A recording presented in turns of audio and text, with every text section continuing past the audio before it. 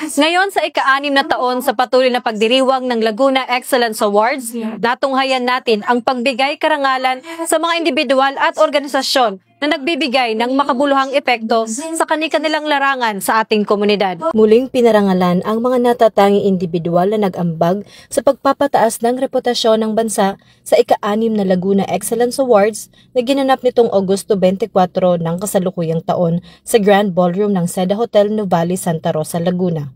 Kinilala sa taunang kaganapan ang mga individual na nagsilbing huwaran dahil sa kanilang husay at dedikasyon sa kani-kanilang larangan. Laguna Excellence Awards, kami po ay nagbibigay pugay sa lahat po ng mga individual, mga companies, public servants na patuloy na nagbibigay ng inspiration and also ng nag-give back sa kanilang mga community. And dito po sa Laguna Excellence Awards, we acknowledge them because what they are doing to the community is really something that to be celebrated. So, maraming salamat po sa patuloy na pagtitiwala at pagsuporta sa Laguna Excellence Awards. And to all the awardees po ng Laguna Excellence Award, we are all proud of you and may you continue to inspire a lot of people. Kabilang sa mga ginawaran ng parangal para sa third set of awards for excellence in public service ang ilang opisyal at kawani mula sa Philippine National Police. Binigyang pagkilala sina Police General Nicolas Torre III, Chief PNP, Police Brigadier General Marvin Joe Saro, Director ng Police Community Affairs and Development Group.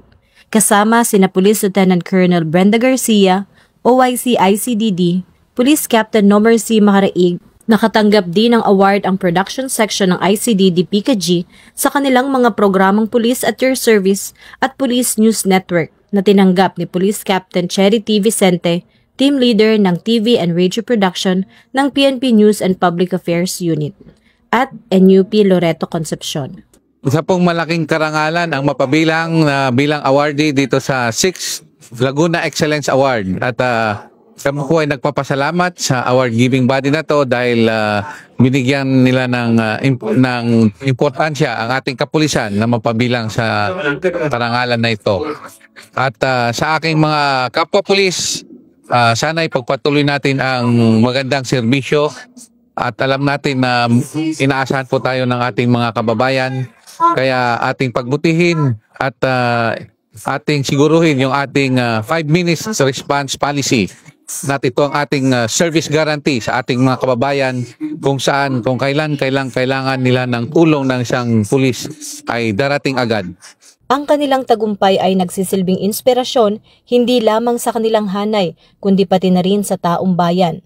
Ang kaganapan na ito ay hindi lamang isang pagdiriwang ng tagumpay, kundi pagpapakita rin na posible ang pagkamit sa pangarap sa pamamagitan ng sipag at tiyaga. Ang mga pinarangalan ay nagsisilbing gabay para sa mga susunod na henerasyon na nagpapatunay na ang paglilingkod ng may integridad at husay ay lubos na pinahahalagahan.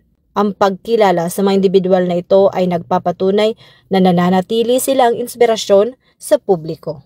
Mula rito sa Santa Rosa, Nuvali, Laguna, ako ang inyong Police News Network Correspondent, Patrolwoman Maria Sara P. Bernales. Alagad ng batas, sagataguyod ng Balitang Pulis.